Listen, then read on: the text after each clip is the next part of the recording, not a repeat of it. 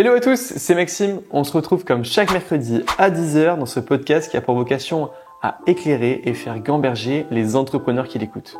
Pour me présenter, j'ai 21 ans, je suis entrepreneur et investisseur dans l'immobilier. Et au quotidien, j'accompagne aussi des entrepreneurs comme vous à investir dans l'immobilier. En effet, j'ai un accompagnement qui aide les entrepreneurs à investir dans leur premier investissement locatif de A à Z et il est garanti au succès de l'opération. Juste avant de vous laisser avec l'épisode du jour, je tenais à remercier Blanc et son cofondateur Simon qui m'accompagnent sur le podcast. Blanc, c'est un compte bancaire qui facilite la gestion financière des indépendants.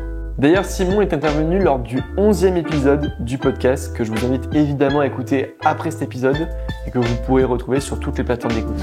Vous êtes aujourd'hui des dizaines d'auditeurs à avoir testé Blanc et à en être pleinement satisfait, à avoir une application qui vous aide sur votre gestion financière au quotidien et je vous remercie d'ailleurs pour les retours que vous nous avez faits.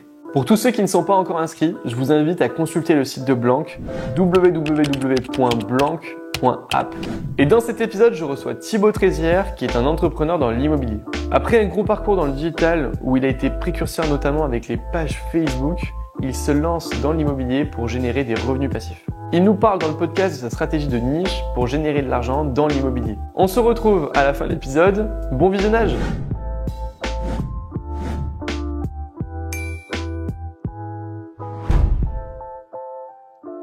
Et on se retrouve avec Thibaut. Merci Thibaut d'avoir accepté mon invitation. Est-ce que tu peux te présenter simplement, en quelques mots, comme tu te présenterais à ta famille, à tes amis ? Salut Maxime, merci de m'avoir invité. Comment je me présente ? Entrepreneur dans le digital et qui récemment a fusionné en fait sa passion pour l'IMO et sa zone de génie pour le média. Et donc je passe mon temps à créer du contenu sur l'immobilier et à faire des opérations de mon côté et accessoirement aussi un petit peu d'accompagnement d'investisseurs. Ok, super. Écoute, on va y revenir dans la deuxième partie du podcast sur cette partie immobilier, médias, etc. Est-ce que tu peux revenir quelques années en arrière et me dire qui était Thibaut quand il était au collège, au lycée ? Au collège, au lycée, j'étais un élève moyen. Moi, je me considère un peu comme un rebelle intelligent. J'ai jamais réussi trop à rester en classe, très bavard, assez énergique. Donc c'était pas forcément toujours évident l'école, mais j'adorais apprendre. Donc j'étais super curieux. Donc voilà, les profs pensaient que je foutais rien et que je faisais que de m'amuser, mais en fait j'écoutais et j'arrivais quand même à suivre. Donc t'avais quand même des bonnes notes, t'avais des amis, t'avais des passions. Ouais, j'avais des bonnes notes, j'avais des passions qui étaient le VTT beaucoup à l'époque. Je faisais des coupes de France, des championnats de France, donc j'ai toujours été beaucoup dans le sport. Ok. Avec un esprit compétiteur. Ouais, à fond. Quand j'étais petit, je voulais être footballeur professionnel, comme tous les jeunes mecs. Et à 15 ans, blessure. Et puis après, du coup, je suis parti sur le golf. Ok. Et donc toujours le sport, ça a toujours été quelque chose d'hyper important. Et puis l'école, en fait, assez rapidement. En fait, moi, plus je suis monté dans les classes et plus j'ai aimé. Donc en fait, c'était très très dur quand j'étais enfant. Et plus le temps passait, et plus on arrivait sur des sujets business. Et plus j'entendais le mot thune ou argent, et plus je commençais un peu à avoir de l'intérêt. Donc ta matière préférée, c'était la SES. Ouais, carrément. Ouais. L'économie, j'étais à fond. L'histoire, j'étais à fond. La philo aussi, j'aimais bien. Dès que c'était psychologie, argent, économie, tous ces trucs-là, ça m'intéressait beaucoup. Donc après, c'est en école de commerce où j'ai commencé plus à m'éclater. Ok.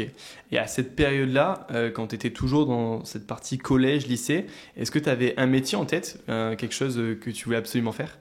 Collège, clairement, c'était footballeur. Et après, lycée, lycée, je voulais être trader, moi. J'avais fait une école de co et j'étais parti étudier à Londres en 3e année et j'avais pris les options finance et trading de marché où je m'étais retrouvé avec des master 2 et tout. C'était un peu hard. Manque de peau, en fait, à ce moment-là, on était en 2008.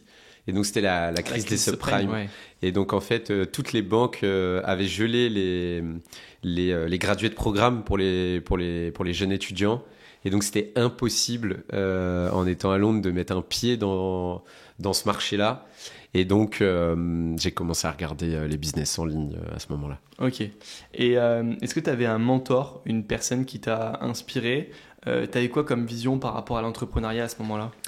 Je sais que j'avais fait en école de co 3 stages, je crois, de 2 mois. J'en avais fait un dans un organisme HLM ICAD. Je crois que j'étais chez ICAD, où j'étais au standard avec tous les logements. J'avais des appels un petit peu sympas de locataires qui se faisaient exploser les portes dans les cités et tout. Donc ça, c'était assez drôle. C'était difficile aussi de voir cette partie-là. Ouais. La difficulté de la pauvreté. Ouais, ça c'était assez difficile, ouais, des gens qui t'appellent, qui pleurent. Ça fait 4 fois que je me fais enfoncer la porte en 2 semaines. Ils rentrent chez moi, enfin des trucs pas très sympas à entendre, mais c'était intéressant parce que j'ai commencé à assister à ce moment-là à des AG de copro. J'ai commencé à voir un peu ce que c'était l'IMO. Parce que j'ai un grand-père, moi, en fait, qui bossait à la Caisse des dépôts et qui faisait beaucoup de logements sociaux à l'époque. Et donc, il m'avait trouvé ce stage. Et ensuite, pendant ce stage, en fait, je me rappelle qu'il y avait mon maître de stage. Eh ben, il était side entrepreneur. Il avait un petit business de salon de beauté. Ok. Et en fait, je me rappelle qu'au bout d'un mois, il m'avait dit... mais Thibaut, qu'est-ce que tu fous là? Tu seras entrepreneur, toi. Laisse tomber, salarié. C'est pas pour toi. Et à ce moment-là, je m'étais jamais posé la question. À ce moment-là, je voulais faire trader. Pour toi, c'était une certitude que tu serais trader salarié du coup et pas forcément entrepreneur, quoi. Bah ouais. Pour moi, c'était trader. J'aimais bien le côté thune, lifestyle. Tu vois, le truc un peu trader, ça avait cette image un peu folklore. J'aimais bien. Marché financier, ça me bottait bien. Et j'avais jamais imaginé être entrepreneur. Et quand il m'a dit ça, je me souviens, c'est resté dans ma tête et je me suis dit tiens, ok. Mais sur le coup, j'avais pas trop tilté. Et je sais que j'avais rempli toutes mes missions assez rapidement et je me faisais chier. C'était un stage de 3 mois, je me faisais chier au bout d'un mois et demi. Et je me souviens que je m'étais enfermé dans un bureau et que j'avais téléchargé les cours du site du zéro et que j'avais pendant 1 mois et demi appris le HTML. Ok, le site du zéro, c'est un site pour apprendre à coder, C'était l'ancien Open Classroom, je crois. C'était le site le plus connu sur la pédagogie pour apprendre à l'époque le code. Ouais. Et donc là, j'avais appris le HTML. Énorme. Et du coup, c'est une fois que tu finis tes études, tu pars dans quoi? Dans quel secteur professionnel? Bah, en fait, je suis parti dans rien. J'ai toujours été entrepreneur. En fait, j'étais à Londres. Et j'ai visité un quartier sympa qui s'appelle Camden Town, un peu crowd culture avec des produits un peu nouvelles vibes, tout ça. Et j'ai repéré des t-shirts qui clignotaient au son que les jeunes achetaient pour aller en boîte de nuit, se faire voir, etc. Un truc un peu marrant. Et je me suis dit tiens, il a l'air d'avoir un bon taux de conversion le magasin, genre sur X personnes. J'étais resté dans le magasin, je regardais X personnes qui rentraient. Combien ressortait qu'un produit et tout. Je me suis dit, ouais, le taux de conversion, il est balèze. Ce produit a de l'avenir. Et à ce moment-là, en fait, cette même année, tu as Sarkozy qui crée le statut auto-entrepreneur. Auto-entrepreneur, ouais, bien sûr. Et en même temps, tu as Alibaba.com qui arrive sur le marché européen. Et donc là, connect the dots, je me dis, tiens... je peux créer une auto depuis Londres. Je peux lancer un business. J'étais fou. Je crois que quand Sarkozy l'a annoncé, je crois le lendemain, ça y est, je faisais les papiers.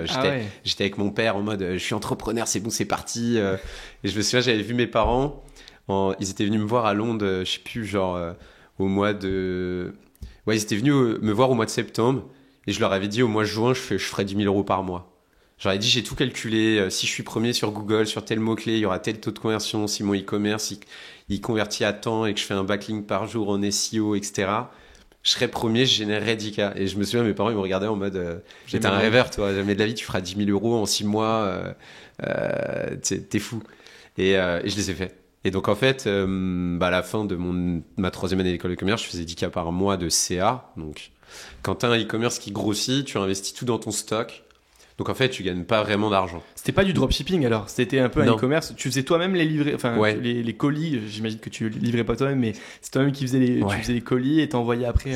C'était lourd à gérer parce que Parce que bah, du coup, pendant que j'étais à Londres, en gros, j'avais rempli le garage de chez mes parents et c'était ma mère qui expédiait parce qu'elle avait un petit peu de temps le vendredi et le lundi, qu'elle était à mi-temps. Et donc, c'était ma mère qui expédiait. Et quand je suis revenu de Londres, je me souviens qu'elle me disait, Thibaut, j'en peux plus. Genre, elle allait à la poste avec 50 colis tous les jours, elle pétait un plomb. Et donc là, j'ai trouvé un plan pour rendre service à quelqu'un qui avait des bureaux dans le 95 en échange du fait que je faisais un peu de com digital. Il me saoulait une partie de bureau. J'ai dit à un copain de mon école, allez, viens, ça te botte. Il est venu avec moi. Et puis j'ai commencé à développer le e-com. Comment ça t'est venu cette idée de te lancer dans le e-commerce? Finalement, tu n'as pas fait des études forcément en rapport avec ça. Tu vois un shop, tu vois que ça marche bien et tu dis allez go, ça part. Mais est-ce qu'il y a quelqu'un, il y a une idée d'une personne où tu t'es dit ça peut vraiment bien marcher ou une inspiration? Je regardais beaucoup un peu. J'ai toujours ce truc d'être en avance un peu sur les tendances et de regarder, d'essayer de sentir ce qui va s'imposer. Et j'avais vu Alibaba.com et je me souviens qu'en me baladant dessus, j'avais trouvé ça extraordinaire parce que je me disais, putain, mais on peut acheter un t-shirt genre à 7 balles. Et je regardais sur un e-commerce en France d'un petit commerçant, le mec leur vendait 35 balles. Et moi, je me disais, mais en fait, c'est hyper simple. En fait, sur Alibaba, il y a des notes. En plus, les Chinois, ils répondent super vite. Genre, j'envoyais des petits messages privés sur Alibaba, ils me donnaient les quantités, ils étaient hyper rassurants, hyper pro. Et donc, je me disais, c'est trop bien, en fait, j'ai le supermarché mondial à portée de clic et j'ai plus qu'à sélectionner des produits, les mettre sur un site e-commerce, faire du SEO. Et à l'époque, il y avait que le SEO. Donc, c'était simple. Il n'y avait pas d'ads, il n'y avait pas de... Non, il n'y avait rien. Non, ouais. Donc, il suffisait d'un produit, un shop, faire du SEO. Ouais. Donc, il y avait trois choses à savoir faire. Et si tu faisais ça, c'était parti, quoi. Il y avait peu de monde aussi, j'imagine, sur le marché. Ouais. Du coup, si tu commençais aujourd'hui à réaliser la même chose en partant de zéro, tu n'obtiendrais pas forcément les mêmes résultats. Bah non, déjà les produits que je vendais maintenant, ça se ferait en dropshipping. Ouais. Il y aurait plus d'intérêt d'avoir le stock. Et puis aujourd'hui, oui, le e-com, c'est hyper concurrentiel. Faut vraiment aller innover, monter ses propres produits. Faut faire de l'ads, le SEO, je sais que c'est super difficile, que ça coûte très très cher d'être bien placé. Je m'y connais pas exactement, j'en ai jamais fait, tu vois, du e-commerce, mais pour le coup, je vois que c'est de plus en plus difficile. Plus il y a de monde sur un marché, finalement, plus ça commence à être difficile. Ouais, et puis c'est vraiment typiquement le marché où faut pas trop aller, quoi. C'est discount au bord de la faillite. Amazon ne gagne pas d'argent avec l'activité e-com. Enfin, les e-com, c'est hyper compliqué. À part si je pense que si tu t'adosses à une crowd culture qui est montante, si tu arrives à repérer un sujet de société qui monte et sur lequel tu peux imaginer des produits. Il peut y avoir des tendances, je pense, à prendre comme ça sur ces sujets-là, tu vois. Si t'es engagé. T'as des exemples de ces dernières années, des trucs qui ont bien fonctionné et que tu t'es dit quelques mois après, ah ouais, ça aurait pu bien fonctionner en e-commerce de mon côté, si j'avais lancé un shop à ce moment-là? Non, au moment où j'en faisais, franchement, j'étais sur les bons produits. Ouais. Après, mon e-commerce de t-shirt, je l'ai fait évoluer. Il y avait les Mayfeo, le groupe qui avait des t-shirts partout. On voyait les clips sur YouTube. Donc, j'avais floqué des t-shirts un peu pareil parce qu'en fait, ils n'avaient pas déposé les droits en Europe. Après, j'avais pris les t-shirts Evian, j'aurais mis des bouteilles de Jack Daniels, des skates et tout. Okay. Après, il y a eu les bracelets Shambhala. C'était des bracelets avec des petites boules. Je faisais des allers-retours tous les 3 jours au Sentier à Paris. J'allais acheter des stocks de 3000 €. Je les vendais en 4-5 jours. Et là, j'achetais au Sentier, j'achetais, je sais pas, 3 balles. Et je revendais des trucs 25 €. Ah ouais. Et après, je me suis mis à aller vraiment à Aubervilliers le week-end, à aller sourcer des grossistes, à acheter de la cam, les stocker chez moi et tout. Donc, j'ai fait du e-commerce comme ça pendant 3-4 ans. Jusqu'à ce que je découvre les infoproduits.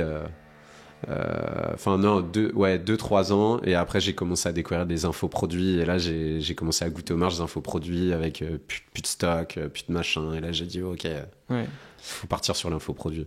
Et dans le e-commerce, est-ce que tu peux nous donner quelques chiffres de combien tu as fait de chiffre d'affaires, combien tu faisais à peu près par mois? C'est quoi les marges que tu pouvais espérer? Ouais, voilà. Alors, ce qu'il faut préciser, c'est que je faisais beaucoup de chiffres parce qu'en fait, 1 an après que je me suis lancé e-commerce, c'est que j'étais premier sur Google sur tous mes mots-clés. Okay. Facebook arrive en France. Et je vais être dans les tout premiers à miser à fond dessus. Et donc, je crée assez rapidement un réseau de pages Facebook qui réunit 25 millions de personnes. Donc, en fait, je l'avais un peu facile, puisqu'en fait, je faisais un post sur un produit de mon e-commerce sur un réseau de 25 millions et instantanément, je vendais 800 balles, 1000 balles de CA. Ah ouais. Donc, en gros, mes e-com, ils tournaient entre 20 et 50 000 euros par mois. Ok. Avec des marges, tu vois, fois 2,3, 2,4, Ok. comme ça. Ouais, donc c'est énorme. Ouais, c'était gros. Là, j'ai souvent eu, je sais pas si on peut appeler ça de la chance parce que je cherche les nouvelles tendances, mais je suis souvent tombé au bon endroit au bon moment. Ouais. Et ça, c'est une vraie Avec le question. recul. Une vraie question sur la chance, tu vois, où moi je suis assez contradictoire sur ça. Moi, je crois pas en la chance. J'imagine qu'il y en a beaucoup qui disent des entrepreneurs, tu sais, la part de chance dans la réussite de ton business.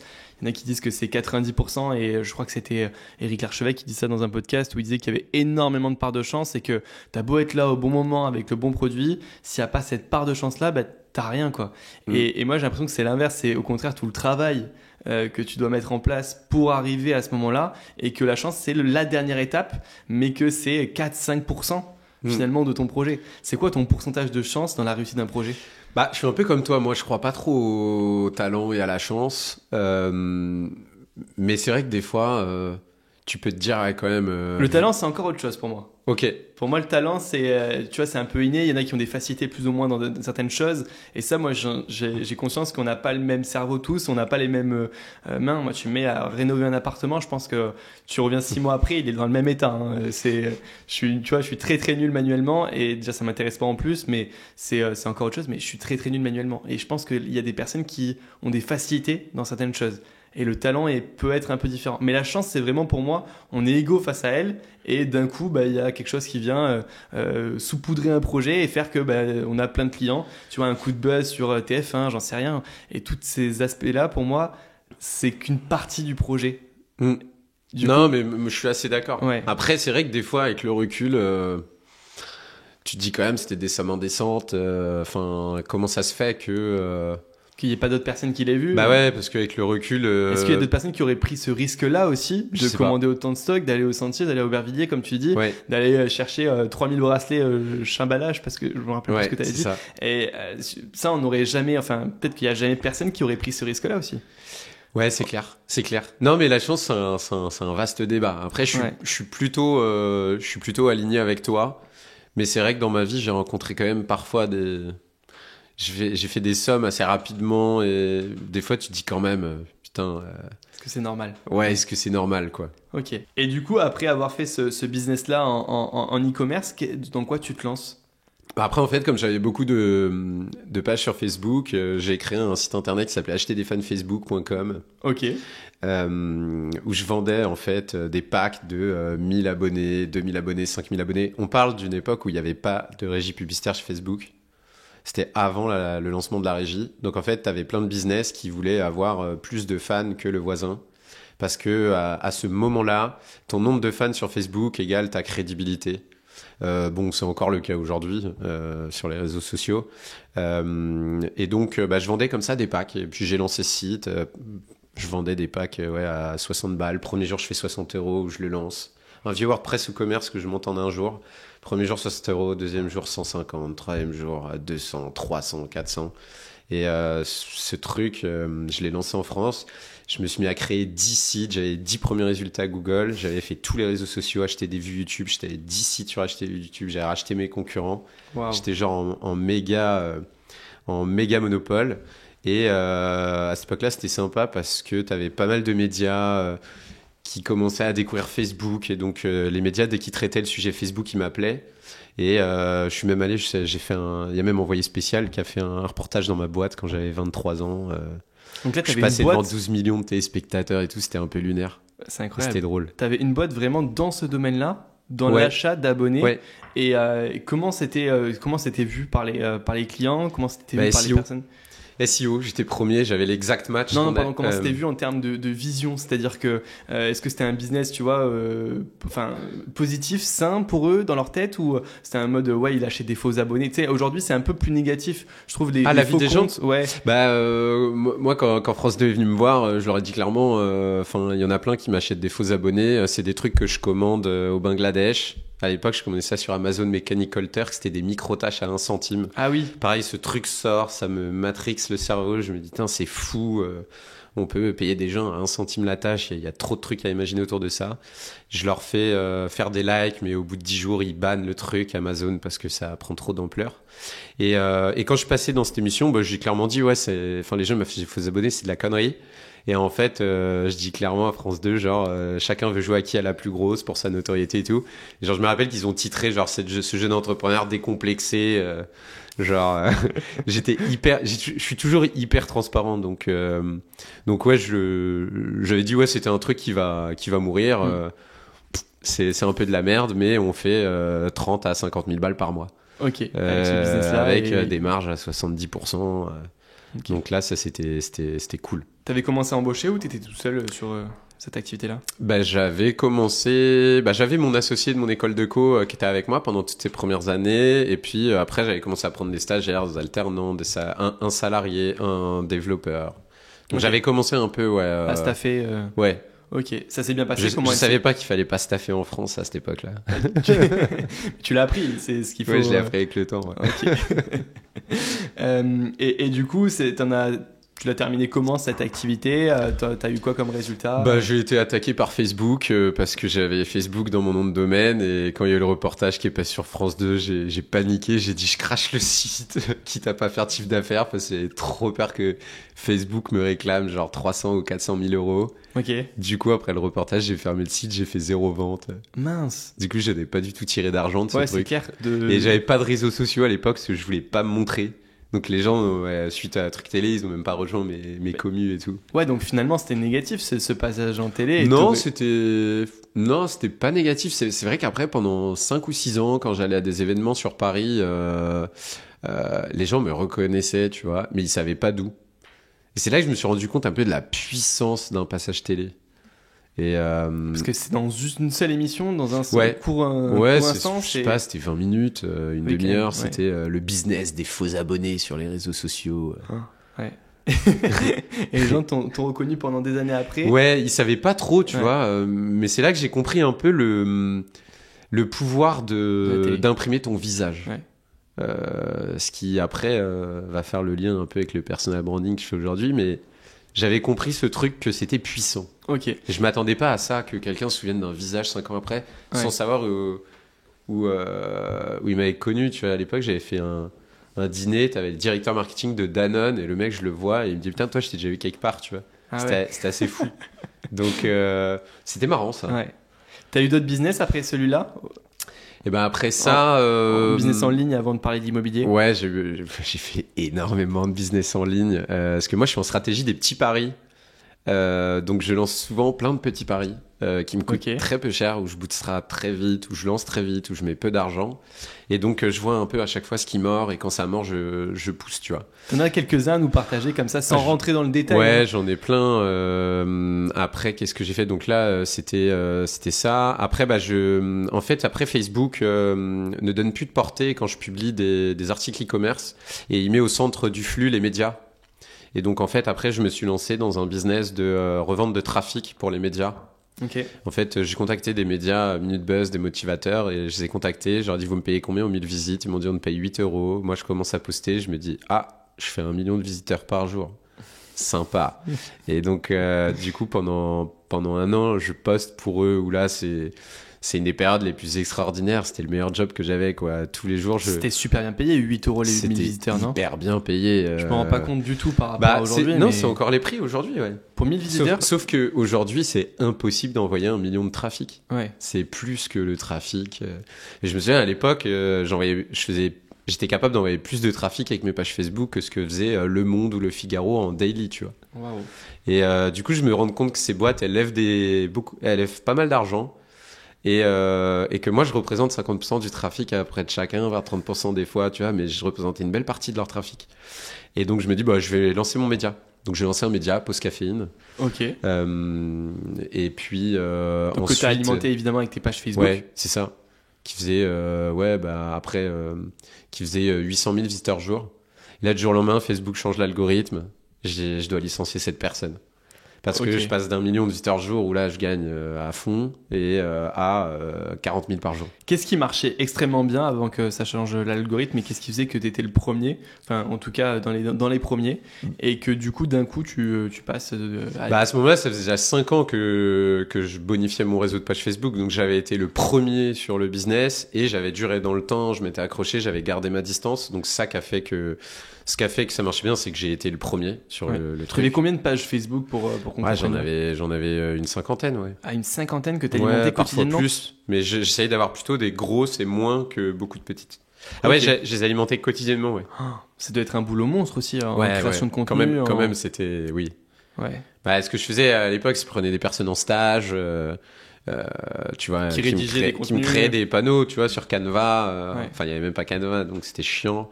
Mais qui me créaient des petites animations et on balançait dessus. Donc souvent c'était des thèmes genre le saviez-vous version animaux, le saviez-vous version cul, machin. Que des thèmes en fait. Ouais. Animaux, voyance, trucs, tout, plein de thèmes. Et après dans mon média j'écrivais des articles en fonction de ces thèmes et le bon article je l'envoyais sur la bonne thématique. Okay. Donc j'ai toujours été dans le média. Ouais. C'est vraiment ma zone de génie, c'est vraiment le média. Qu'est-ce qui te passionne là-dedans? Je suis vraiment tombé par hasard dans le média. En fait, ce qui me passionne, ça va faire lien avec l'immobilier, c'est l'effet de levier.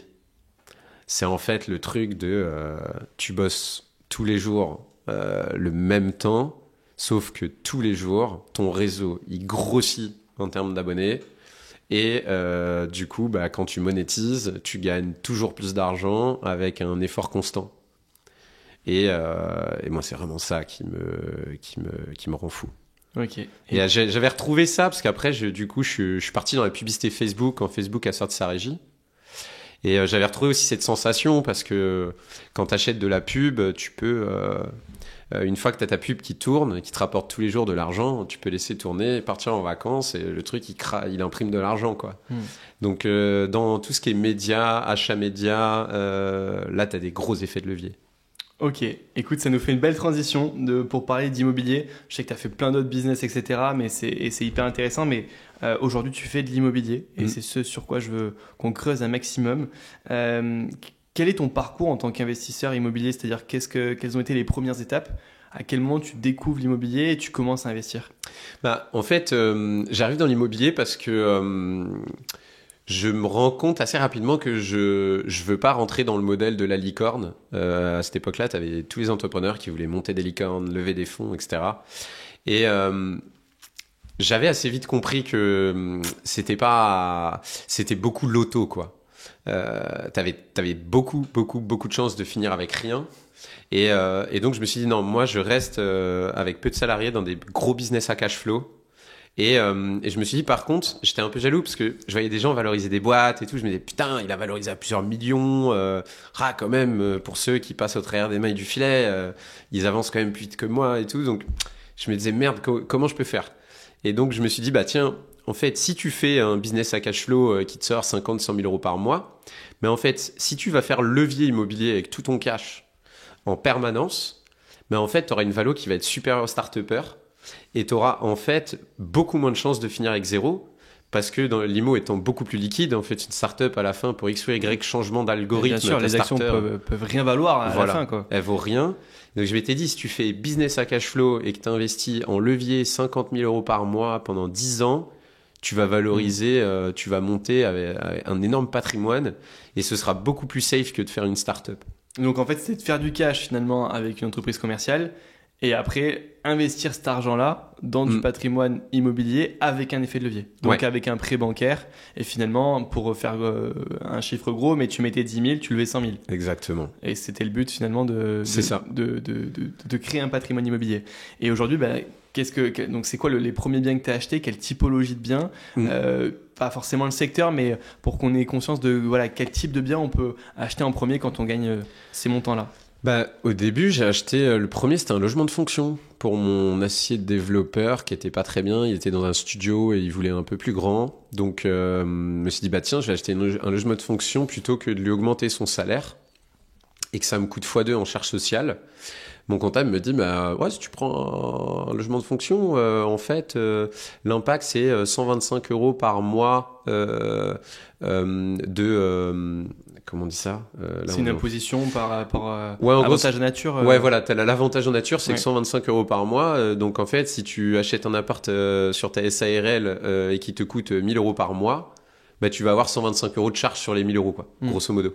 Et donc je me dis, c'est bien, parce que plutôt que de donner 2 000 € à mon associé pour qu'il lui reste 1 000 et qu'il achète un appart, d'autant qu'il pouvait pas emprunter parce qu'on était jeunes, on se versait des petits salaires. Donc en fait, lui, le problème qu'il avait, c'est qu'il n'arrivait pas à emprunter parce qu'on était entrepreneur depuis 2 ans et demi. Donc les banques voulaient pas lui prêter, mais la boîte faisait du gros cash. Cash souvent qu'on réinvestissait dans plein de projets. On a toujours beaucoup réinvesti. Donc il restait pas forcément tout le temps beaucoup d'argent, mais il y avait de l'argent. Donc on s'est dit, tiens, on va emprunter avec la société, on va aller faire levier avec la boîte. Si les banques elles préfèrent nous prêter avec la boîte, achetons un bien immobilier avec la boîte. Donc au début j'ai acheté ça. Ce qui était bien, c'est que là j'avais pas peur que le locataire il paye pas, c'est moi qui lui versais sa paye. Donc oui, c'est clair. J'étais 100% safe. Il y avait une sécurité énorme par rapport à ça. Ouais. Donc là j'étais hyper serein, donc je me suis dit ça c'est cool pour commencer. Ensuite j'ai acheté une résidence principale classique, un appartement que j'ai toujours 70 mètres carrés. Que tu as toujours ce bien-là? Ouais, que je suis en train de vendre là, mais que j'ai encore toujours. Ouais. Ok. Donc c'est pas dans l'optique finalement investissement. Souvent on parle de la résidence principale. Si. Ok. En fait, si. En fait, cet appart, je l'ai acheté derrière le Pont de Sèvres. Et en fait, à ce moment-là, j'avais vu qu'il y avait des gros travaux de rénovation au Pont de Sèvres à Paris avec des maquettes 3D, genre hyper stylées. Ils allaient faire vraiment un truc sympa. J'avais vu qu'il y avait la Cité musicale qui allait être fait avec je sais pas si tu vois, c'est une boule. C'est très joli. C'est sur une petite île sur la Seine au Pont de Sèvres. Et j'avais commencé à regarder l'impact des monuments sur les prix de l'immobilier. Je me souviens, je me suis dit, tiens, putain, l'impact des monuments, c'est important sur l'immobilier. En fait, quand tu fais un monument quelque part... Tu vois, je pensais pas autant. En venant de Montpellier, nous, on a un impact sur la création d'une ligne de transport qui est énorme. Bon, j'imagine que aussi à Paris, le métro et le projet Grand Paris que je maîtrise pas du tout. Là, je t'en parlais, il y avait des lignes, beaucoup du coup. Ah, ok. Et ça a un impact énorme, mais je savais pas qu'un monument historique pouvait avoir un impact financier sur le prix de l'immobilier. Alors là, pas un monument historique là. Du coup, une création d'un nouveau, tu vois, un nouveau monument qui est imposant, sur lequel ils mettent de l'argent. Okay. Et si ça a un impact. Ok. Donc j'avais vu ça. Après, j'avais vu que du coup, avec le Grand Paris, ils allaient brancher Pont de Sèvres, la Défense, où t'allais pouvoir aller, je crois, à la Défense, je sais pas, en 15 minutes. Puis je dis tiens, quand même, ils relient un truc sympa là. Et de l'autre côté, ils reliaient Pont de Sèvres à Orly. Okay. Là, je me dis, tiens, Pont de Sèvres, Orly, Pont de Sèvres, la Défense, c'est lourd. En plus, à Pont de Sèvres, t'as la ligne 9, c'est une ligne de métro climatisée. Et en plus de ça, il passait le métro de Pont de Sèvres sous la Seine pour aller lier Sèvres. Donc, je me suis dit, tiens, ça, c'est une bonne zone. Et donc, j'ai acheté à Sèvres. Et oui, bon pari, quoi. Et depuis, Tu le revends avec une belle plus-value. Ouais. Ok. Mais depuis, je suis toujours resté sur le sacro-saint transport. Ok. J'achète le long des projets de transport. Bête, con, ça marche à tous les coups. Et à quel moment ça commence à prendre de la valeur? Est-ce que c'est au moment de l'annonce? Est-ce que c'est au moment de l'achèvement des travaux de cette ligne de transport et donc de la mise en service? Je pense les deux. Progressivement sur les deux? Okay. Ça prend progressivement. Et je pense que quand la ligne elle est vraiment là, tu peux reprendre en IMO, tu vois, peut-être 10 points. Donc ça va pas être... Le jour où la ligne est là, ça va pas exploser parce que c'est pricé depuis des années avant. Mais tu peux reprendre quand même un petit truc. En fait, pour la bonne et simple raison que, en fait, c'est un jeune couple et que tu veux t'installer quelque part et que tu dois utiliser le transport pour aller à ton logement. Oui, t'as pas 2 ans à attendre ou 3 ans à attendre. Voilà, tu vas pas attendre. Donc, soit il est là, t'achètes dans la ville parce que tu peux aller à ton boulot en 15 minutes, soit le truc, il est pas là et t'achètes ailleurs. Donc, t'as forcément plus de demandes quand c'est plugué. Ouais, c'est vrai que les politiques finalement influencent énormément aussi le marché de l'immobilier, notamment avec l'encadrement des loyers. Je ne sais pas ce que tu en penses toi par rapport à cette règle-là, cette loi-là. Est-ce que tu penses que les politiques influencent forcément le marché de l'immobilier et de l'investissement? Et est-ce que tu penses que c'est négatif? Qu'est-ce que tu en penses toi? Ah bah oui, les politiques, ils influencent clairement à fond. Moi, sur ma partie qui est le sourcing de terrain pour construire des maisons, bah, on a la loi ZAN, hein, et c'est vraiment un truc qui est sous-coté, entre guillemets, dont on parle pas beaucoup. Pas assez, ça c'est clair. Pas assez, et en fait, qui va avoir un impact, mais genre énorme, quoi, parce que en fait, c'est en 2030, dès que tu bétonises un endroit, tu plantes un arbre de l'autre, quoi. Ouais. C'est zéro artificialisation. Alors, en fait, je pense que les gens se rendent pas compte, mais à mettre en place, c'est un bourbier, ce truc. Mais est-ce que ça va être même possible à mettre en place? Parce qu'on manque de logements partout, finalement, et cette loi-là qui est importante pour l'écologie, et on peut l'entendre, c'est vrai, mais ça va être très difficile à mettre en place. Et c'est vrai qu'il n'y a pas beaucoup de précision sur cette loi-là. Est-ce qu'elle doit être faite secteur par secteur? Ouais. C'est vrai qu'il y a un flou encore sur son application, mais je suis d'accord avec toi, on n'en parle pas assez. On sait pas trop, quoi. Ils disent que ce qu'on sait, c'est qu'ils doivent diminuer par 2 la mise sur le marché de nouveaux terrains constructibles par rapport aux 10 années précédentes. Ouais. Donc divisé par 2, c'est quand même important. 2 fois moins de terrain. Et du coup, là, les politiques, je sais plus, il y a 3 semaines, c'est pas le Premier ministre je crois, qui a parlé d'aller bâtir les arrière-lots, là, maintenant, alors qu'ils nous ont fait chier pendant 20 ans, où personne voulait qu'on bâtisse des arrière-lots. Ouais. Donc maintenant, ils veulent bâtir des arrière-lots. Ils vont pas avoir trop de choix, hein. De toute façon, vu qu'il y a plus de nouveaux terrains, il va falloir monter en l'air ou construire sur des parcelles plus petites. Surélevé, etc. Ouais. Et puis après, transformer les bureaux en logements. Ok. Mais sinon, ils n'auront pas beaucoup d'autres solutions que ces 3-là. Hein. C'est quoi ta stratégie en immobilier? Est-ce que tu peux nous en parler un petit peu actuellement de ce que tu fais? Moi, en IMO, je m'intéresse beaucoup aux consos énergétiques. Du coup, je m'intéresse beaucoup aux maisons RE 2020 et à la rénovation des passoires. C'est mon côté un peu écolo. J'avais commencé à regarder ces sujets. Et en fait, j'ai une théorie, en fait, un grand principe qui me guide, c'est que pour l'instant, l'efficacité énergétique des logements n'est pas bien prise en compte dans les prix du marché. Moi, j'en suis persuadé. Et je pense que cet écart, dans les 10 ans à venir, va s'amplifier et qu'on va commencer à avoir des très très gros écarts dès qu'on va dégrader chacune des lettres énergétiques.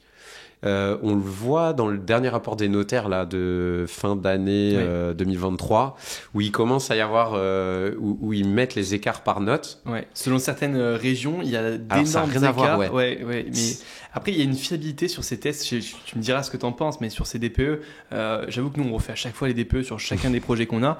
On a des fois pas les mêmes lettres, mais à 2 lettres près, des fois. Et c'est vrai que maintenant qu'ils sont opposables, il y a des fois, ils prennent 0 risque, ils vérifient même pas, ils mettent la pire note. Et nous, on achète et franchement, en vérifiant, en s'embêtant un peu et en travaillant avec des diagnostiqueurs qui ont une vraie certification, parce que c'est vrai qu'on base des notes de DPE sur des personnes des fois qui ont fait juste une certification de 2 semaines et qui deviennent diagnostiqueurs. Donc j'ai un peu de mal moi avec ça, et en se disant waouh, on met une telle importance sur ce diagnostic alors que il n'est pas forcément fiable aujourd'hui. On peut en parler après du DPE, parce que je monte une start-up aussi à côté en IA autour du sujet des DPE et de la rénovation énergétique, et donc j'ai beaucoup creusé. Donc ça, finis sur ton investissement immobilier, c'est ta stratégie, et on parle de ça après. Du coup, ma strat, c'est que va s'impacter dans les prix les performances énergétiques. Donc, moi, je regarde 2 choses. Je regarde d'un côté les constructions de maisons. Pourquoi Pour faire simple, il y a eu, je crois, 800 faillites là sur les dernières années de constructeurs de maisons individuelles. Et donc, en fait, il se passe un truc, c'est que le marché de la construction de maisons, il a plein de problèmes. Tu trouves des groupes Facebook avec 100 000 abonnés où tu as des gens qui se plaignent toute la journée. Je crois que sur les gros constructeurs, tu as genre plus de 50% des clients qui partent au juridique Donc en fait, ils ont des armées de juristes, ils arrivent jamais à lever les réserves comme il faut, etc. Et donc, tu as plein de problématiques. La RE 2020 qui a augmenté les contraintes, les prix des matériaux qui ont explosé, les prix des artisans qui ont explosé. Ils ont été confrontés à tout un tas de trucs en même temps, et donc, ils sont plus rentables, ils sont plus viables. Donc moi, je regarde ça et je me dis, tiens, j'aime bien quand on voit que quand un truc fonctionne plus et qu'il faut apporter un peu de la nouveauté, qu'il faut aller être créatif et qu'il faut imaginer des nouveaux modèles. Ça, je me dis, c'est intéressant. Donc je regarde pas mal du côté des maisons individuelles.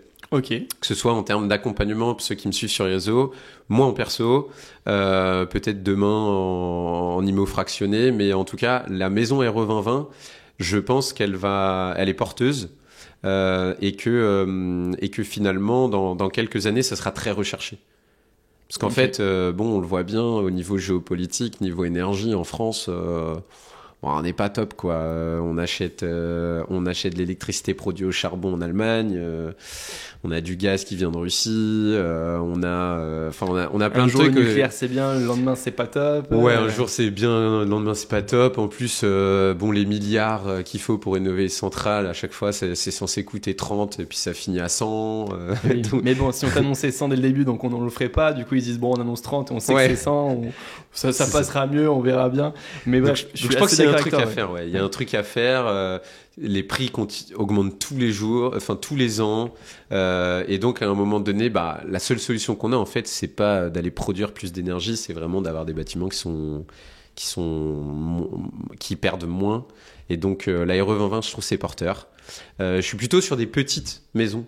Parce que c'est la demande. Voilà, c'est la demande. On est d'accord, hein, franchement, c'est les petites maisons maintenant. 75 mètres carrés, du coup, très petit. T3, T4 deux pièces là. Ouais. Ouais. Difficile. Deux chambres à l'étage. Difficile d'en faire une troisième là sur 75 mètres carrés, c'est vrai que. Ouais, chaud. Ça fait pas grand quand même. Mais non, là, elle ferait pas 7 mètres carrés. Là, non, je sais c'est 7 ou 8 pour que ce soit une vraie chambre. Là, non, là, on rentrerait pas dedans. Donc, toute petite maison avec plutôt petit jardin. Loisanne, donc pareil, il faut des plus petits terrains, des plus petites maisons. Enfin, c'est le sens de l'histoire. Ouais. Et ensuite, je regarde les passoires énergétiques. Ok. Parce que c'est 41% des logements en France. Et donc passoire énergétique, c'est à partir du moment où ils sont dans la note du DPE. Exactement. Donc EFG, et il y a une loi, la loi climat finalement, par rapport à ça, où à partir, j'ai pas toutes les dates exactement en tête, mais on ne pourra plus les louer et même plus les vendre sans un audit énergétique de chacun des biens sur un calendrier qui s'étale jusqu'à 2034, je crois, pour la lettre E. Donc au fur et à mesure, 2028, 2032 et 2034 pour ces dates-là, si je me trompe pas, à vérifier, mais c'est exactement. Les G, pour l'instant, les G ont l'obligation de faire le DPE plus l'audit pour vendre, et E et F, pour l'instant, pas obligatoire l'audit. Ouais, mais après, les G sont interdits à la location. Je crois, si je me trompe pas. On peut les mettre en Airbnb. Au 1er janvier prochain, Voilà, c'est ça. Ouais. À partir du 1er janvier 2025. Et du coup, est-ce que tu peux nous parler d'une opération, soit la dernière que tu as faite, soit une qui t'a plu et qui soit compréhensible par tous les auditeurs? Tu vois, une opération type. Sur de la passoire? Non, sur plutôt la construction.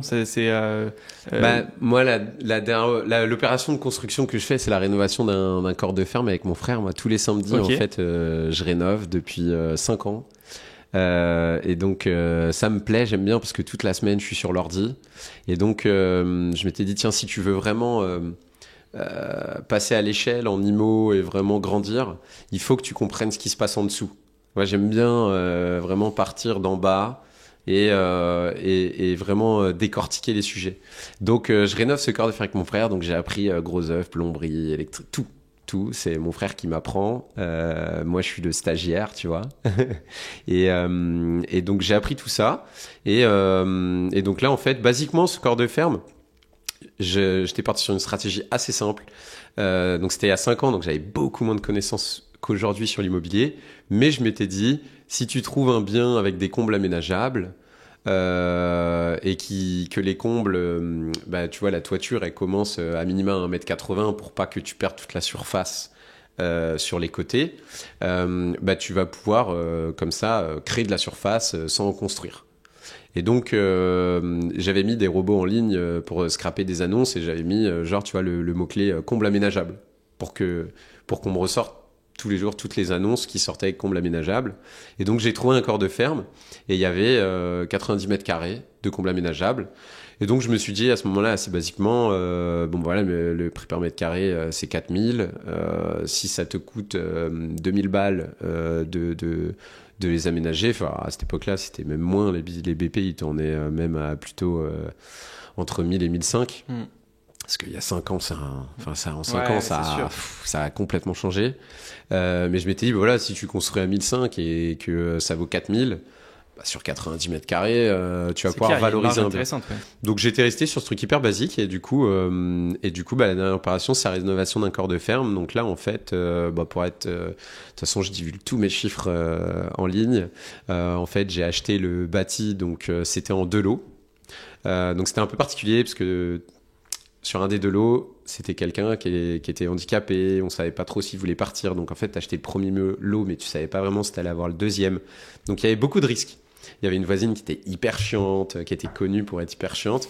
Mais en fait, il se trouve que quand je trouve ce corps de ferme, c'est une amie de ma mère à qui ça appartient.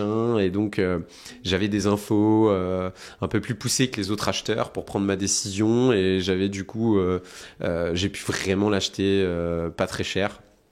Et donc, j'achète ce corps de ferme. Donc, il y en a pour 300 000 € de bâti. Okay. Et en 5 ans, en faisant quasiment tout nous-mêmes, hormis peinture, enduit et ravalement. Ah ouais, donc peinture, c'est finalement le plus facile, mais vous avez fait l'électricité, vous avez fait la plomberie vous-même ? C'est des trucs sur lesquels on n'a pas, qui sont longs et sur lesquels on a estimé qu'il n'y avait pas grand-chose à gagner parce qu'on avait des très bons plans. Okay. En termes de sous-traitance. Donc, et donc, du coup, on a mis 400 000 € quand même de travaux. Même en faisant tout nous-mêmes, ça peut permettre à des investisseurs de se comparer. En faisant tout nous-mêmes, on arrive quand même vite à 1000 du mètre carré, quoi. Ouais. Avec que du matos. Et là, t'as pas payé ton temps. Et là, j'ai pas payé mon temps. C'est ça qui est difficile. Donc, pour se rendre compte un peu maintenant de combien ça coûte. C'est clair. Bon, après, un corps de ferme coûte particulièrement cher à rénover parce que c'est biscornu, les angles pour le placo, c'est pas droit. Il y avait des cheminées à faire tomber. On a ressauté toutes les toitures. Pendant les 3 mois du Covid, on a soulevé les toitures parce qu'on était à temps complet. Donc, pendant le Covid, moi, j'ai fait que de bosser sur le corps de ferme. Et donc 400 000 € de travaux, 300 000 € de bâti.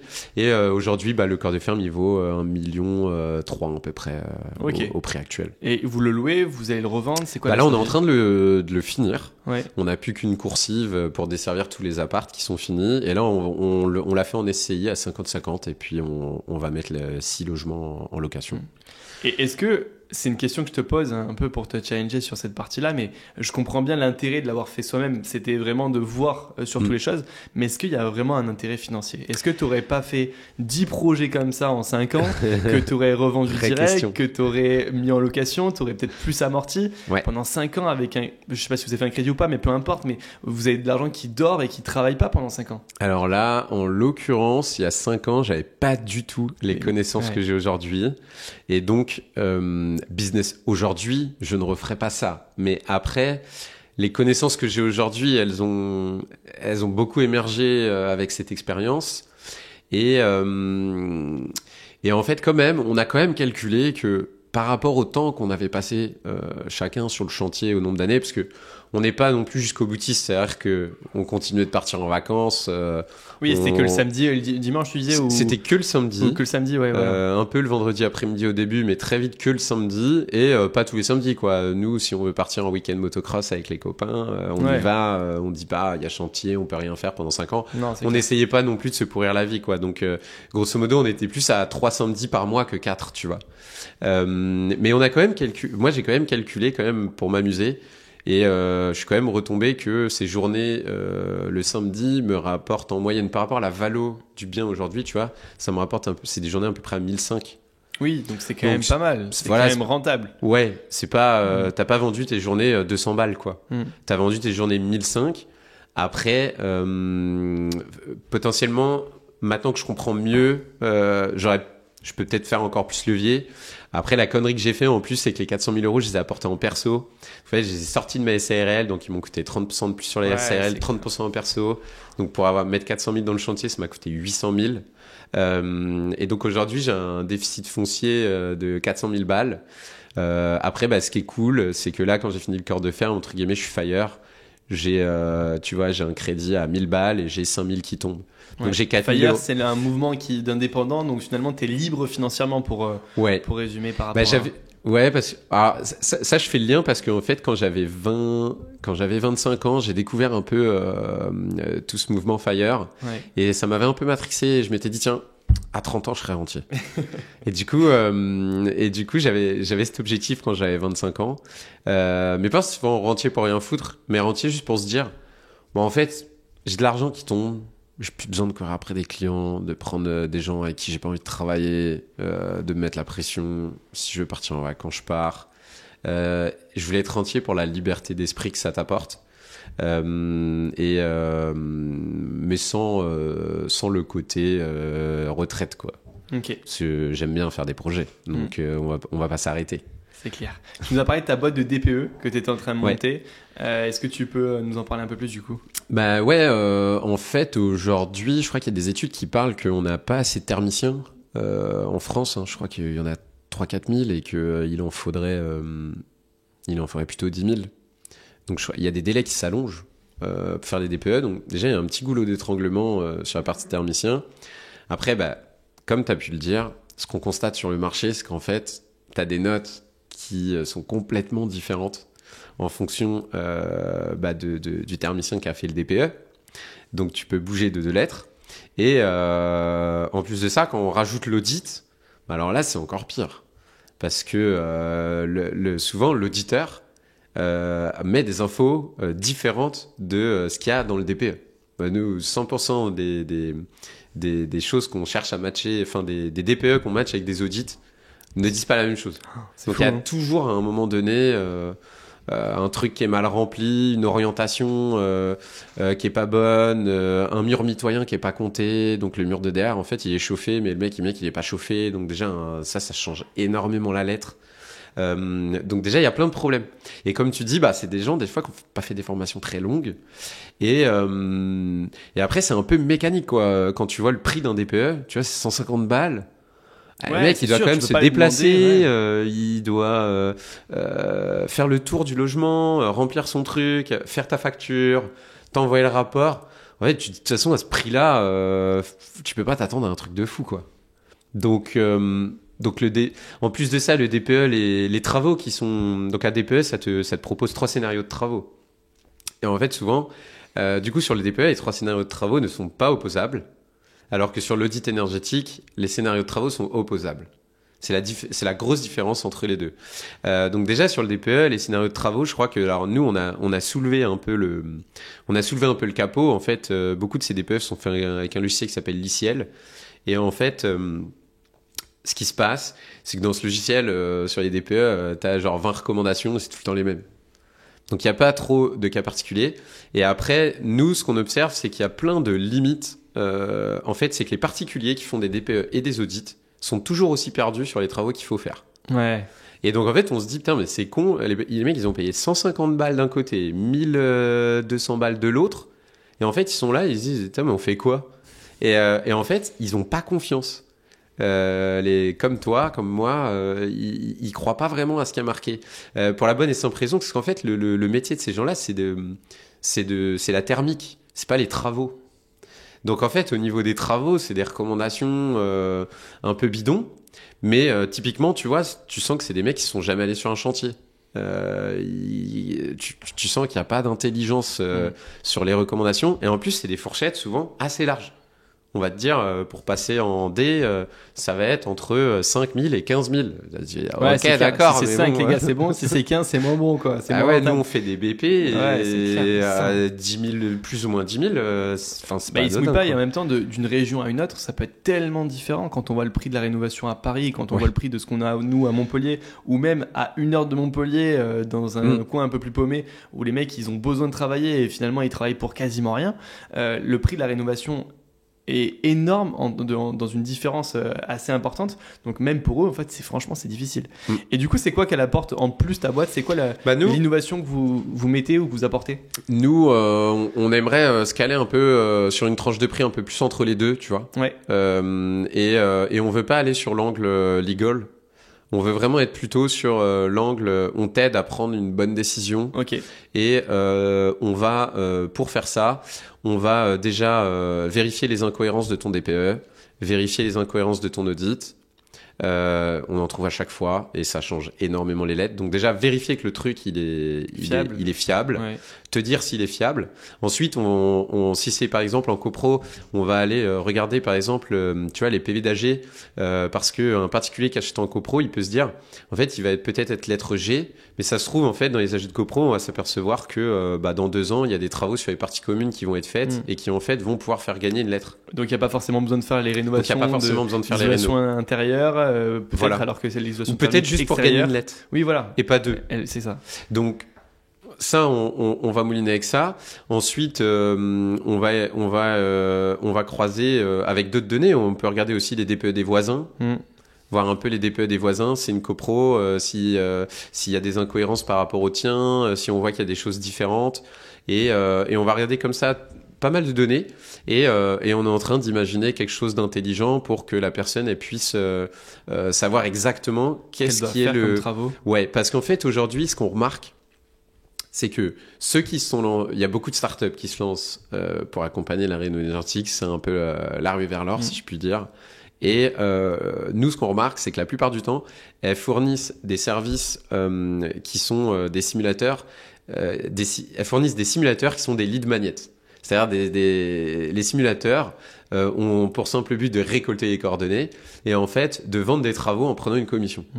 Et donc souvent, les startups, elles font un petit simulateur. Et en fait, derrière, elles sont maquées avec Helio, par exemple, et elles vont en fait prendre une marge sur les travaux.